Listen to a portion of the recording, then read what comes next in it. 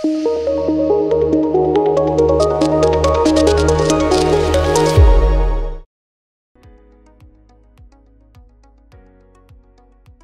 Viewers, నేను doctor Suma, consultant 39 fertility centre Vijayawada. So సహజంగా pregnancy plan చేసుకునే వాళ్ళు ట్రై చేస్తున్నప్పుడు ఒక డాక్టర్ని కన్సల్ట్ అయ్యి ఏమన్నా టెస్ట్లు చేయించుకునే అవసరం ఉందా? సో యూజువలీ పెళ్ళైన తర్వాత ప్రెగ్నెన్సీ కోసం ట్రై చేస్తూ ఉంటారు. అండ్ నార్మలీ ప్రెగ్నెన్సీ వచ్చిన తర్వాత డాక్టర్ని సంప్రదించాలి అని అందరూ అనుకుంటూ ఉంటారు. కానీ ప్రెగ్నెన్సీ ప్రయత్నం చేసే క్రమంలోనే ఒక్కసారి ఒక గైనకాలజిస్ట్ని సంప్రదించడం అనేది ఒక మంచి పద్ధతి. అండ్ దీనివల్ల ఎన్నో లాభాలు ఉన్నాయి. సో ప్రెగ్నెన్సీకి ముందు ఒకసారి డాక్టర్ని కన్సల్ట్ అవుతే ప్రీ కన్సెప్షనల్ కౌన్సిలింగ్ అనేది జరుగుతుంది. సో ప్రీ కన్సెప్షనల్ కౌన్సిలింగ్ అనేది ఎందుకు చేయాలి అండ్ దీనివల్ల ఉన్న ఉపయోగాలు ఏంటి అనే దాని గురించి తెలుసుకుందాం. సో నార్మల్గా ప్రెగ్నెన్సీకి ముందు మదర్ హెల్దీగా ఉందా లేదా, ఏమన్నా ఇబ్బందులు ఉన్నాయా, ప్రెగ్నెన్సీ రావడానికి ప్రాబ్లం అవ్వచ్చా, లేకపోతే వచ్చిన తర్వాత ఏమన్నా ప్రాబ్లమ్స్ ఉంటాయా, వీళ్ళు ఏదైనా మెడిసిన్స్ వాడాలా, ప్రీనేటల్గా ఏదైనా మెడిసిన్స్ ప్రెగ్నెన్సీ ట్రై చేసే టైంలో వాడాలా, వీటన్నిటి గురించి ఒక అవగాహన అనేది వీళ్ళకి వస్తుంది. సో నార్మలీ మనకి ప్రెగ్నెన్సీ ప్లాన్ చేసుకునేటప్పుడు ఏదన్నా మెడికల్ ప్రాబ్లమ్స్ ఉన్నాయా లేదా అనేది తెలుసుకోవడం అనేది ఎంతో ముఖ్యమైన విషయం.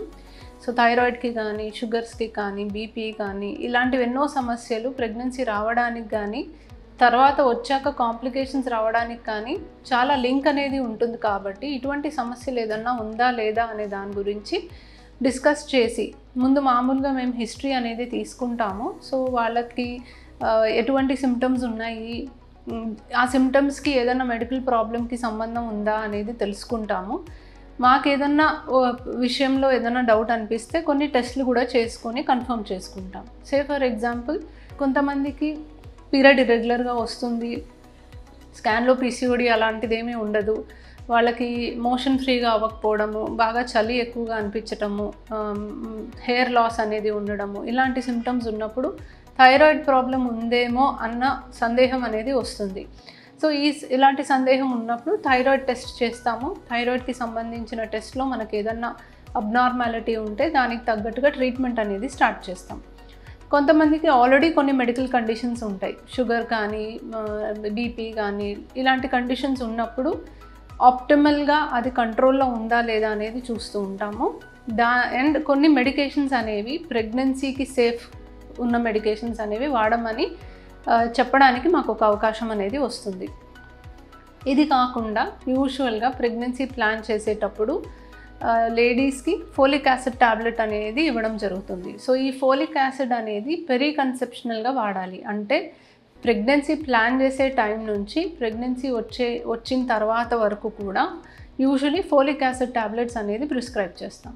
సో ఈ ఫోలిక్ యాసిడ్ ట్యాబ్లెట్స్ అనేది ఏ డోస్లో తీసుకోవాలి అనేది ఆ పేషెంట్కి ఉన్న హిస్టరీని బట్టి మేము డిసైడ్ చేస్తాము.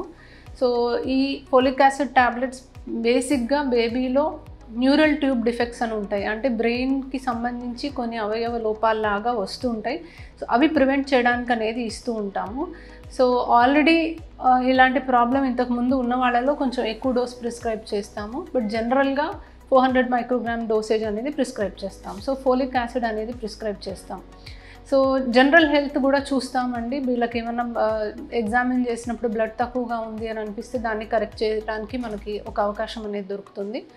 అండ్ యూజువల్లీ వేరే న్యూట్రిషనల్ సప్లిమెంట్స్ అయితే అవసరం ఉండదు.